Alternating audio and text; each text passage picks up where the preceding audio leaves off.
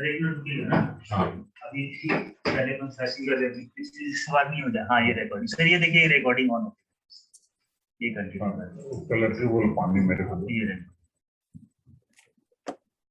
हाँ okay okay thank you. अच्छा हम पूरे गंभीर रहेंगे, वो रिकॉर्डिंग बंद कर दीजिए विषय जी, अभी बंद कर दीजिए। जब मेन रिकॉर्डिंग चालू होगा तो सर एक काम कीजिएगा, इसको दबा दीजिए, पोज पोज हो जाएगा यहाँ से।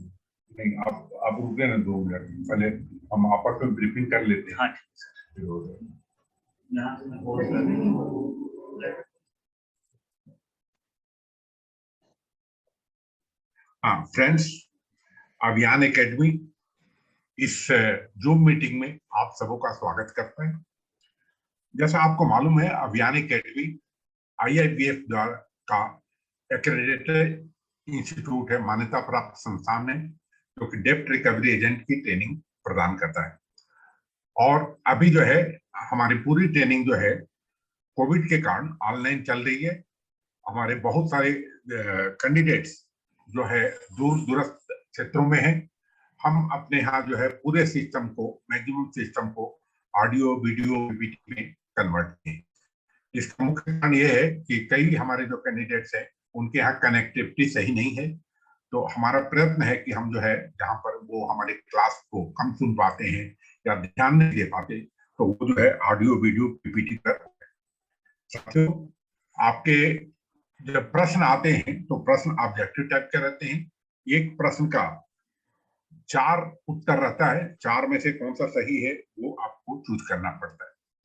प्रश्न जो आते हैं वो बहुत ही घुमावदार रहते हैं। प्रश्न को समझना है और आपको शांतिपूर्वक ढंग से मन को बिल्कुल शांत रख के बिना किसी सोच के आपको हल करना है। आज के वीडियो में हम जो है कुछ प्रश्न, 200 प्रश्न हमने सेलेक्ट किया है। उस प्रश्नों का जो है हम हमारी फैकल्टी, कुछ कैंडिडेट्स हैं, एक कोई फैकल्टी प्रश्न करेगा, कैंडिडेट उत्तर देगा।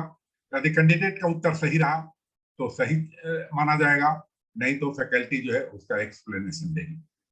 साथियों, तो हम आज के जो हमारे वीडियो रिकॉर्डिंग है तो उसमें मैं खुद इसकी मॉनिटरिंग कर रहा हूं। हमारे जो मैनेजर टेक्निकल और DRA ट्रेनिंग की सारणी तंबोली जी हैं, जो कि MTech हैं, DRA पास हैं और काफी अनुभवी कॉलेज में पढ़ा चुकी हैं, वो हैं। इनके जो है ऑडियो आप पहले भी सुन चुके हैं। दूसरा हमारे जो है घृत लहरे जी हैं, आप भी कंप्यूटर साइंस है, आप भी काफी विद्वान हैं अपने क्षेत्र में। तीसरे जो है हमारे मिश्रा जी हैं, जो कि सॉफ्टवेयर इंजीनियर हैं और आपका भी काफी अनुभव रहा है। साथियों, नीलू शुक्ला का नाम लिए बिना आप रह नहीं सकते। जब भी प्रश्न का बात आती है, चाहे कैंडिडेट और उनके स्टूडेंट के बीच में कोऑर्डिनेशन करने का, प्रश्नों को अपलोड करने का, तो उसके लिए नीलू शुक्ला जी हैं, जो कि काफी अनुभवी हैं, हमारे संस्थान में आज जो है 8 सालों से है। और वो जो है ऐसे उस पर प्रश्नों को करना, फैकल्टी को सहयोग देना, कैंडिडेट को सब भेजना, मटेरियल भेजना करती है। तो चलिए साथियों, मैं आज जैसा कि हम ये किए तो हमारे जो प्रश्न जो है वो बाइलिंगुअल में है, 200 प्रश्न हैं, मगर 200 प्रश्न को हम एक वीडियो में हम नहीं कर सकते। तो आज हम कोशिश करेंगे कि हम जो है 30 से 40 प्रश्न जो है लेंगे, अगले प्रश्नों को जो है दूसरे वीडियो में लेंगे। तो चले हम पहला प्रश्न करते हैं। हमारा प्रश्न जो होगा वो तारणी तंबोली से होगा। प्रश्न मैं ही कर रहा हूँ। तो तारणी जी तैयार हैं आप प्रश्न का उत्तर देने के लिए? Yes sir. हाँ, तो हमारा प्रश्न है बहुत छोटा छोटा, और जैसे कि कौन बनेगा करोड़पति में चलता है कि छोटे छोटे तो 50,000 तक सब ले लेते हैं। तो आज भी जो है आप जो है हमारे जो प्रश्न आते हैं तो उसमें से 40-50 प्रश्न जो है सब छोटे छोटे रहते हैं, जिसको कि सभी हमारे कैंडिडेट कर लेते हैं। तो आज का सबसे छोटा प्रश्न है, बैंक के सामान्य कार्य हैं जमा की स्वीकृति, ऋण देना, गैर निधि व्यवसाय करना, प्रेषण करना, रेमिटेंसेस भेजना, थर्ड पार्टी प्रोडक्ट की बिक्री करना और इसमें से कौन सा सही है या सभी सही है? सर ऊपर के सभी सही है। Okay, thank you.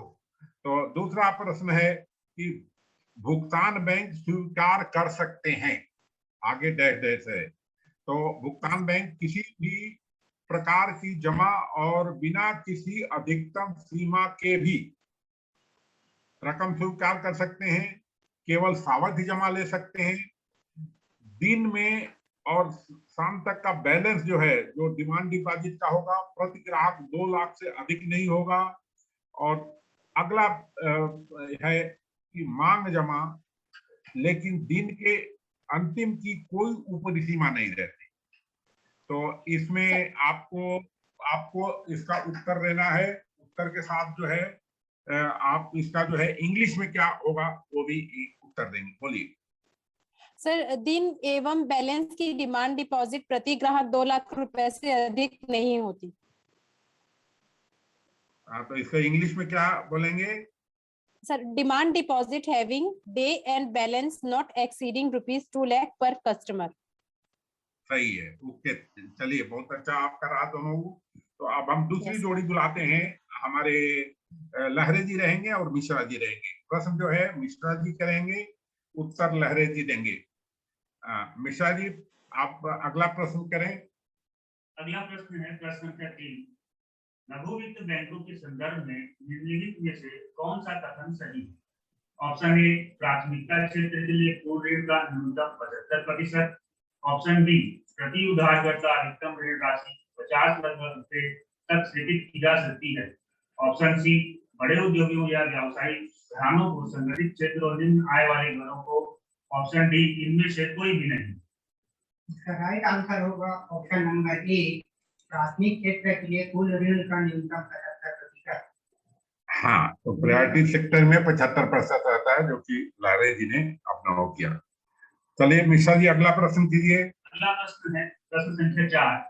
क्षेत्रीय ग्रामीण बैंक अपनी शाखाएं खोलने के लिए स्वतंत्र है। ऑप्शन ए, राज्य में कहीं भी जहां इसका मुख्यालय है। ऑप्शन बी, राज्य में कहीं भी लेकिन गैर ग्राहक संबंधित कार्यालय देश में कहीं भी खोले जा सकते हैं।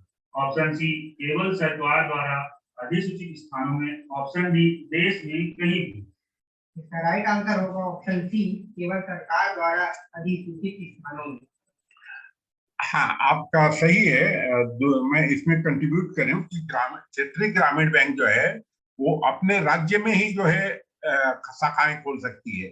यदि मध्य प्रदेश का क्षेत्रीय ग्रामीण बैंक है तो वो यूपी में नहीं खोल सकता या दिल्ली में नहीं खोल सकता, क्योंकि क्षेत्रीय ग्रामीण बैंक का जो है एरिया जो है उस राज्य में ही स्थित रहेगा। उसको पहले जो है अलग अलग बैंकों का था, अभी हर एक राज्य में एक एक जो है क्षेत्रीय ग्रामीण बैंक है। जैसे छत्तीसगढ़ का जो है छत्तीसगढ़ राज्य ग्रामीण बैंक है, वो मध्य प्रदेश में 2 ग्रामीण बैंक है, उसी टाइप से उड़ीसा में 2 है, मगर प्राय हर एक राज्य में जो है एक ही क्षेत्रीय ग्रामीण बैंक। तो अगला प्रश्न जो है आप मिश्रा जी करें तो अच्छा रहेगा। प्रश्न संख्या 5। हाँ। ग्राहक शब्द को इसमें से किसमें परिभाषित किया गया है? ऑप्शन ए, परक्राम में लिखित अधिनियम 1881। ऑप्शन बी, भारतीय रिजर्व बैंक अधिनियम 1934। ऑप्शन सी, बैंकिंग विनियमन अधिनियम 1949। Option D, PMLA 2002। इसका राइट आंसर होगा ऑप्शन डी, पीएमएलए 2002। हाँ, पीएमएलए का जो है prevention of money laundering act है, उसको 2002 है, और उसका संशोधन जो है 2005 में हुआ है। तो वहां पर जो है बतलाया है कि ग्राहक जो है जब अपना खाता खोलेगा केवाईसी दे करके, तभी वो ट्रीट किया जाएगा। और कहीं जो है ग्राहक की परिभाषा ऐसा नहीं दिया गया है, किसी एक्ट वगैरह में नहीं दिया गया है। तो प्रश्न पूछने का जो उद्देश्य यही था। तो अब अगला प्रश्न मैं तारणी तंबोली से मैं कर रहा हूँ। प्रश्न है, जब एक बैंकर अपने ग्राहक को अपने चालू खाते में ओवरड्राफ्ट की अनुमति देता है तो उसके बैंक और ग्राहक के बीच में संबंध क्या होगा? तो हम बात ये करते हैं कि रेहन दाता और अधिग्राही, प्लेजर और प्लेजी होगा, पट्टा दाता पट्टाधारी होगा, लेजर लेजी होगा, देनदार लेनदार होगा, मतलब डेबिटर होगा क्रेडिटर होगा, और लेनदार और देनदार होगा। मतलब जैसे बैंक लेनदार होगा और ग्राहक देनदार होगा। ओवरड्राफ्ट हो गया है खाते में, ओवरड्राफ्ट हो गया है। बोलिए। यस सर, बैंक लेनदार होगा और ग्राहक देनदार होगा। हाँ, क्योंकि ये पहले करेंट अकाउंट जो था वो जमा था, तो जमा में तो यस ग्राहक का पैसा जमा था। अब ओवरड्राफ्ट में यस तो वो पैसा ले लिया तो जो है वो ग्राहक देनदार हो गया और बैंक जो है लेनदार हो गया। लेनदार हो तो गया। यस हाँ, चलिए दूसरा प्रश्न मैं ही करता हूँ कि उत्तर जो है तारणी देंगी। अगले प्रश्न के लिए जो है हमारे मिश्रा जी और लहरे जी तैयार रहे। अगला प्रश्न जो होगा वो मिश्रा जी लहरे जी करेंगे और मिश्रा जी उत्तर देंगे। एक लड़की है, उसका नाम गीता है, तो उसने बैंक में ला कर लिया है। अब बैंक और उस गीता के बीच में जो संबंध होगा वो क्या होगा? मतलब ला कर लिया है, यस पट्टादाता होगा, पट्टाधारी होगा, प्रधान और एजेंट होगा, ट्रस्टी और लाभार्थी होगा, या इनमें से कोई भी नहीं? बोलिए। सर, पट्टादाता और पट्टाधारी होगा। क्यों? डेबिटर क्रेडिटर क्यों नहीं होगा? सर, क्योंकि डेबिटर और क्रेडिटर उस केस में होता है जब हम लोग पैसे जमा करते हैं हाँ, और सही निकालते हैं बात। जब पैसा। हाँ, यस सर। जब पैसे का लेन देन होता है तो यस उसमें सर। डेबिटर क्रेडिटर की बात है। और यहाँ पर यस तो सर। सीधा सीधा जो है ला कर लिया है, किराए पर लिया है ना? ठीक यस है। सर। Yes sir. तो यस यहाँ सर। पर पट्टादाता और पट्टाधारी होगा। समझ गए? जी लेसर सर। और लेसी। ठीक है, लेसी। समझना चाहिए सबको। तो एक और हम प्रश्न उनको मिश्रा जी को देते हैं। मिश्रा जी, आप प्रश्न कीजिए, लहरे जी उत्तर देंगे। अगला प्रश्न है, राम ने अपने वर्तमान खाते में एक्सिस बैंक के साथ ₹1000 जमा किए और बैंक और राम के बीच संबंध क्या है? ऑप्शन ए है लेनदार बैंक होगा, लेनदार राम होगा, या ऑप्शन बी लेनदार बैंक होगा, लेनदार राम होगा, ऑप्शन सी एजेंट होगा, प्रधान होगा, ऑप्शन डी केवल ए और सी होगा। राइट आंसर होगा ऑप्शन बी, लेनदार बैंक लेनदार राम। उसको अंग्रेजी में क्या बोलेंगे? Debtor bank creditor Ram. हाँ, डेबिटर बैंक होगा, क्रेडिटर जो है वो राम होगा। राम होगा। क्योंकि यहाँ पर जमा दिया है, तो जमा मतलब बैंक जो है जमा लिया तो उसको उधारी लिया है ना? यस तो अब अगला प्रश्न भी आप ही लोग करें, ये लहरे जी और मिश्रा जी। अगला प्रश्न है, बैंकर ग्राहक संबंध कब समाप्त हो जाता है? ऑप्शन ए है ग्राहक की मृत्यु पर, ऑप्शन बी है ग्राहक बनने पर, ऑप्शन सी है ग्राहक के दिवालिया घोषित किया जाने पर, ऑप्शन डी है खाता बंद करने पर। इसका राइट आंसर होगा ऑप्शन डी, खाता बंद करने पर, on closure of the account. Okay, सही बात है। मिश्रा जी एक मिनट आएंगे। Host disabled participant is screen sharing, क्या क्या सवाल है?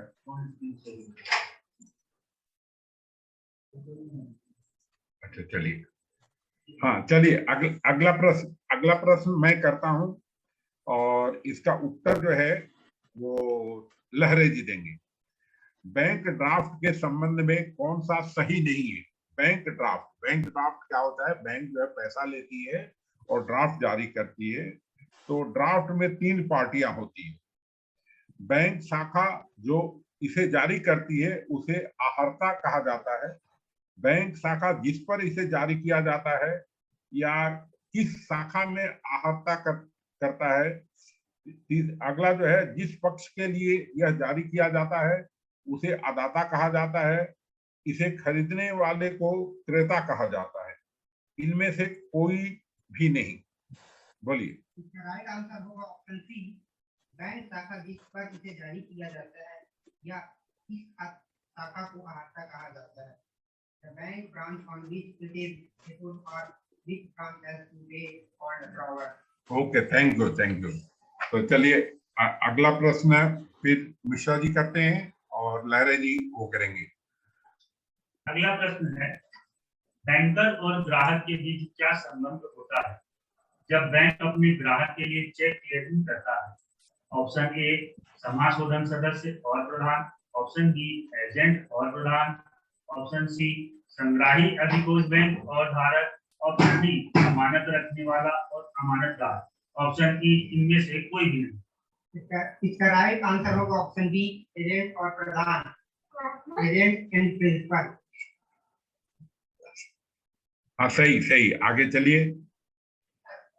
अगला प्रश्न है, बैंक खाते के संबंध में आयकर संबंधक आदेश कौन जारी करता है, यानी कि इनकम टैक्स अटैचमेंट ऑर्डर कौन इशू करता है?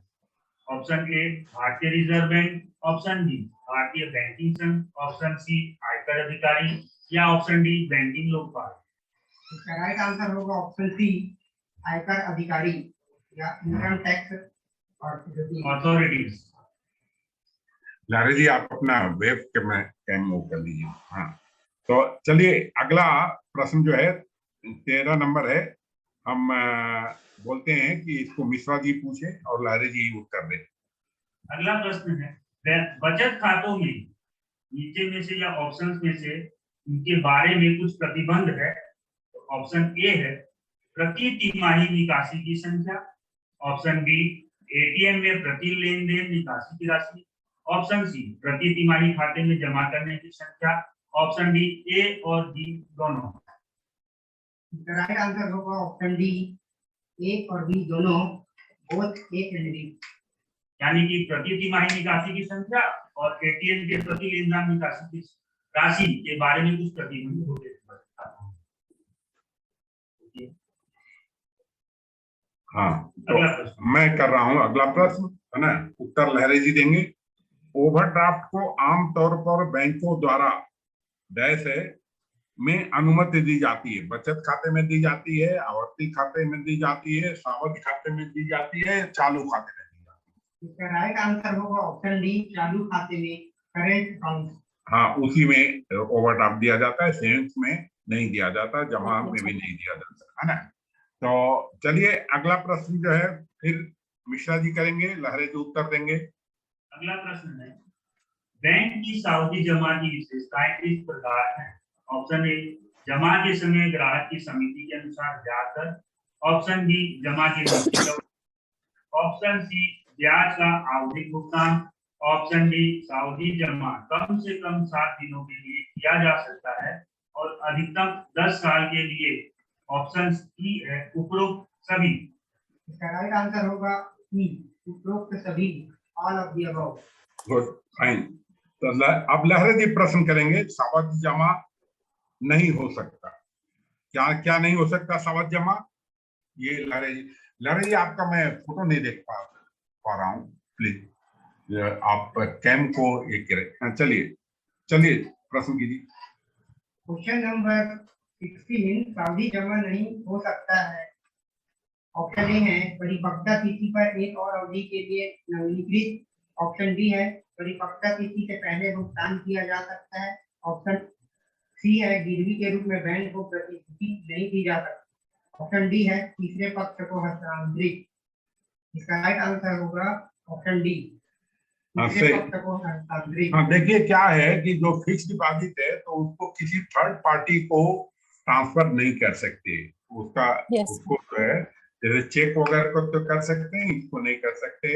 अच्छा, तो अब अगले 2 प्रश्न के बाद जो है अगले प्रश्न के लिए हम नीलू शुक्ला और उनको तारणी तंबोली को आमंत्रित करेंगे। तो अगला प्रश्न लहरे जी खूब थोड़ा जोर से करके पूछिए।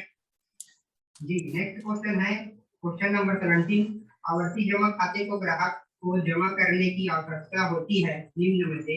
ऑप्शन ए है एक निश्चित राशि एक निश्चित अवधि के लिए होगा, ऑप्शन बी एक निर्दिष्ट अवधि के लिए निर्दिष्ट अंतराल पर एक निश्चित राशि, ऑप्शन सी है किसी भी अवधि के लिए किसी भी अंतराल पर कोई भी राशि, ऑप्शन डी है एक निर्दिष्ट अवधि के लिए निर्दिष्ट अंतराल पर कोई भी राशि।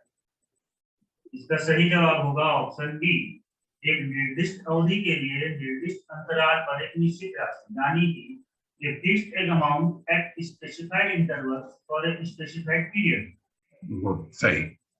अगला प्रश्न करें लहरे जी।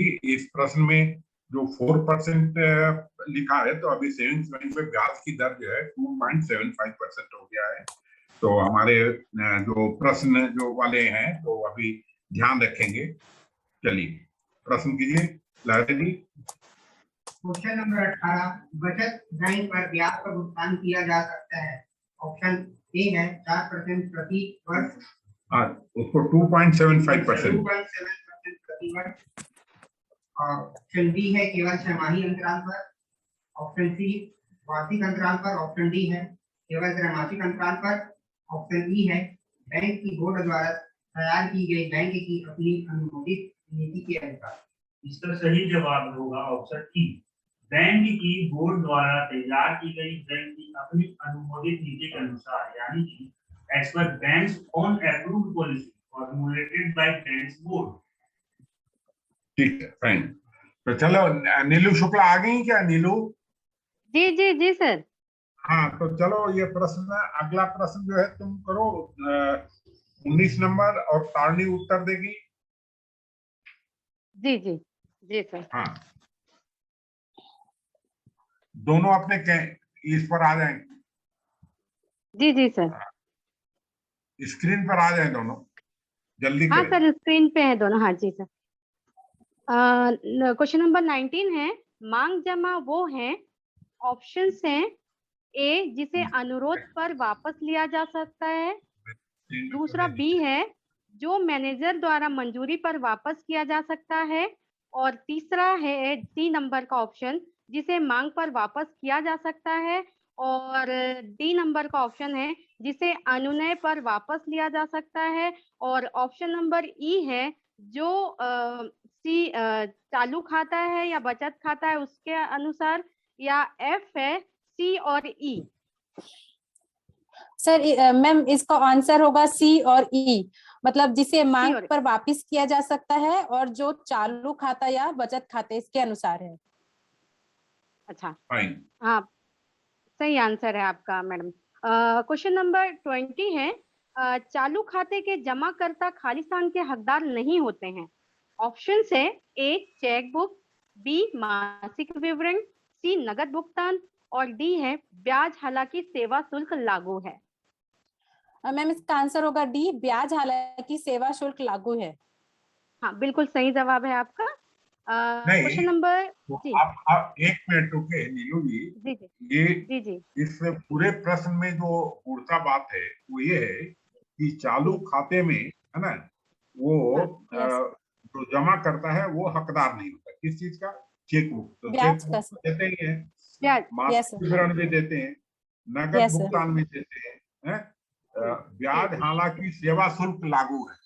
तो वो ब्याज का हकदार नहीं है, मगर उस पर और जो है सेवा शुल्क बैंक लेती है। सेवा शुल्क, यस सर। जी जी जी जी सर। ये चीज को हमको चूंकि अपने कैंडिडेट को समझा के करना है, तो आगे चलें, अगला प्रश्न करें। ठीक है सर। हाँ, क्वेश्चन नंबर 21 है, जमा खाते में जमा राशि के खालिस्तान अवशेष राशि पर ब्याज का भुगतान किया जाता है। ऑप्शन है ए ज्यादा से ज्यादा, बी औसत, सी दैनिक समापन, और डी महीने के अंत में अंतिम शेष। मैम इसका आंसर होगा सी दैनिक समापन। हाँ, जो सी डेली जो डेली क्लोजिंग, डेली क्लोजिंग। जी यस जी जी सर। क्वेश्चन नंबर 22 है, मनी लॉन्ड्रिंग से क्या तात्पर्य है? ठीक है, ऑप्शन है आपका ए परिसंपत्ति का नकदी में रूपांतरण, बी अवैध रूप से प्राप्त धन का रूपांतरण, सी नकदी को सोने में बदलना, और डी राष्ट्रीय बचत प्रमाण पत्रों को नकदी में बदलना। सही आंसर क्या होगा इसका? बी होगा अवैध रूप से प्राप्त धन का रूपांतरण। जी जी बिल्कुल सही है। मनी लॉन्ड्रिंग में जो होता है अवैध रूप से जो प्राप्त धन होता है, अवैध रूप से उसको जो है व्हाइट मनी में कन्वर्ट करना। फाइन। तो चलिए, ये अगला प्रश्न और थोड़ा सा ये है, और इसको हमारे जो कैंडिडेट को अच्छा से पढ़ना भी चाहिए। हाँ, मनी लैंडिंग पढ़ी है, नीलू नीलू प्रश्न करेंगी। जी जी जी। क्वेश्चन नंबर 23 है, मनी लॉन्ड्रिंग में महत्वपूर्ण कदम क्या है? मतलब उसके जो मेन इंपॉर्टेंट स्टेप्स होते हैं वो आपको बताना है। तो पहला है ए, आयोजन और नियंत्रण, है ना। बी, जमा करना और वापस लेना। सी, बैकवर्ड और फॉरवर्ड इंटीग्रेशन, है ना। और चौथा ऑप्शन है डी, प्लेसमेंट, लेयरिंग और इंटीग्रेशन, जिसको हिंदी में हाँ बोलते हैं नियोजन, विस्तरण, एकीकरण। हाँ मैम, डी होगा, वही प्लेसमेंट, लेयरिंग, इंटीग्रेशन, मतलब हाँ, ऑप्शन हाँ, नंबर डी। फर्स्ट जो स्टेप होता है वो प्लेसमेंट, सेकंड लेयरिंग और थर्ड होता है इंटीग्रेशन। इंटीग्रेशन। तो मैं यहीं पर कैंडिडेट्स को भी बोलूंगा कि इसको जो है अच्छा से समझ लें कि ये प्लेसमेंट क्या होता है, लेयरिंग क्या होता है और इंटीग्रेशन क्या होता है। ये बहुत अच्छा चैप्टर है। हम थोड़ा सा यहीं पर वीडियो को बंद करते हैं, क्योंकि सेविंग वगैरह भी हम देख लेते हैं, फिर वीडियो को चालू करते हैं। तो तब तक हम धन्यवाद आप सबको देते हैं। अभी तक हम 23 प्रश्न को कर चुके हैं, और हम फिर से अभी जो है जूम ऐप पर आएंगे। तो thank you, thanks a lot. जी, थैंक यू सर। हाँ, मिशन।